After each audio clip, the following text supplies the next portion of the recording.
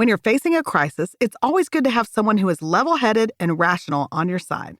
A person who knows when to speak, when to be quiet, and who's loaded with wisdom that spills out at just the right moment. I'm totally that person. Well, I've always wanted to be that person. Although most people would say I'm pretty level-headed in tense situations, my kryptonite is awkward silence. Even as I'm saying these words, when it feels like there's a slight pause, I desperately want to yell out randomness like, "My roots are getting grayer by the minute, but my hair girl says, you know what I mean?" at the end of every sentence, and if I go to her again, I'll gouge out my eyes. You know what I mean? It's a serious problem.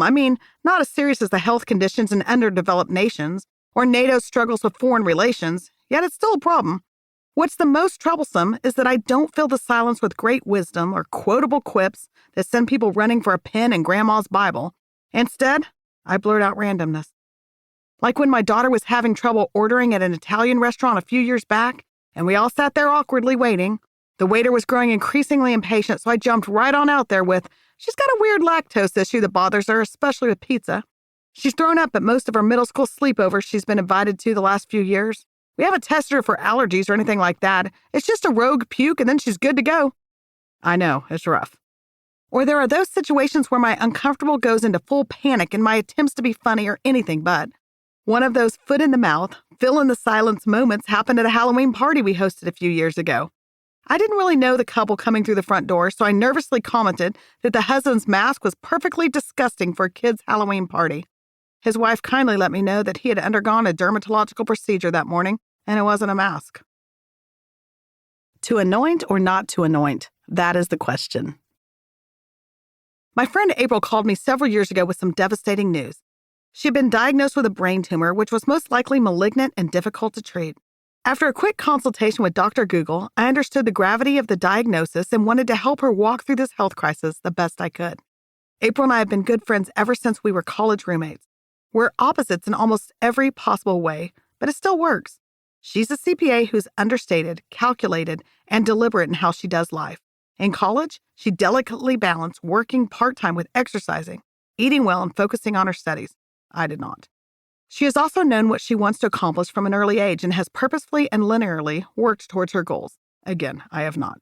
So with more than 20 years of friendship under our belts, we agreed that it only made sense for me to be there for her family during this critical brain surgery. Or maybe I agreed to it and she would have preferred I stayed my 5 hours away, but tomato, tomato, I was going. The night before the surgery, I overheard April and her husband discussing a call they'd received from their church elders asking to come over and pray for her and anoint her with oil. April and Rob had never been a part of an anointing of this sort, and they were discussing their comfort level. Darn the awkward silence that resulted in me suggesting that one about to undergo a 10-hour brain surgery might have nothing to lose in accepting a little prayer and anointing. They agreed to the request, and a short time later their church showed up. Really, really showed up. What I assumed would only be a few people turned out to be more than 60 believers standing shoulder to shoulder, literally and metaphorically, with April that evening. And what I anticipated to be a few dabs of oil and a quick prayer became so much more as the evening played out. Ointment, in other words I hate. Before we continue, I feel it's necessary to say that I struggle with the word anointment because it sounds like ointment. And it's not that I'm wholly against creams that treat itches and other precarious needs better left unspoken. It's more that ointment is on my banned words list. Yes, there are certain words I will not tolerate, like humongous, chunky, satchel, pubic, and ointment. Now, knowing these words are heinous and strictly off limits, my friends attempt to use them as often as possible and typically in one sentence. I'll spare you examples of such immaturity, but let's move forward with an understanding that anointment and ointment are a little too close for comfort. Now, I'm no anointment expert over here, but I've read a lot about it in the Bible through the years.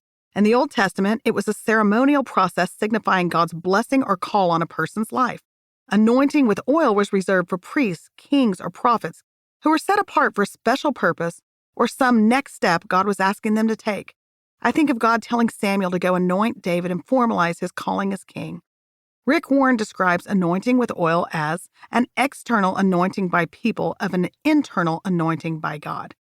Of course, there are also the New Testament examples of using oil to anoint the sick, or even a woman who is criticized for using expensive oil to anoint the feet of Jesus. To keep listening to this audiobook, I've left you a link in the description so you can do it, at no cost thanks to Audible's 30-day free trial.